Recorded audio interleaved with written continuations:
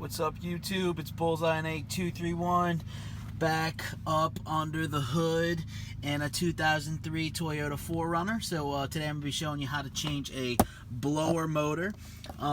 This procedure will be the same from 2003 for the 4Runner 2003 all the way to 2009. It'll be pretty close for older models and newer models as well. Basically what you're going to need is a socket set. I actually have not done one on this model yet, so I'm pretty sure we're probably going to need like an 8 and a 10 millimeter. That'll probably be about it. I got a few screwdrivers here just in case, flathead Phillips. You never know what you're going to get into. And then, of course, the new blower motor. The reason you would have to change the blower motor is if your AC turns on but doesn't blow. And so a trick to make it come on is the blower motor is located underneath the glove box. You can like turn it on and then hit right there, and a lot of times it'll come on. But anyway, we're just going to jump right in. So the first thing we're going to do is we've got to get the blower motor exposed so you can see. All I have here holding this panel on is this screw, probably some clips. That looks like that's going to be about an 8 millimeter. Sure enough. It also has a Phillips screwdriver option, so I'm just going to grab my Phillips. Be a little easier while I'm holding the camera here. Alright, we got the screw out. And you can see it's clipped, so we're just going to pop the clips out. If you can see, you see these clips? Those go into these slots up here. Alright, so now we're going to put this to the side. And we look up underneath here, that is our blower motor right there, this big round thing. So you see there's just 3 bolts holding it on and a plug. So what I'm going to do is I'm going to take the plug off. There's a little clip and the plug just unplugs right there. And then we're just going to pop these 3 bolts out using a 8 millimeter as well. And then we'll put the new one in. Alrighty, so we got all the bolts out.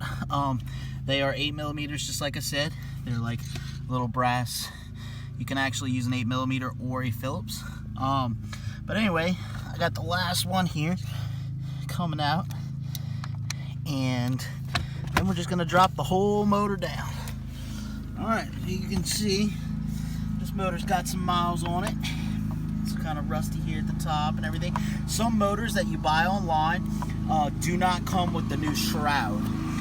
So if you get a motor, if you buy a motor online that does not come with the shroud, then you're gonna have to take this off, which is just this ring right here, and then this thing backs off. But anyway, so we're just gonna compare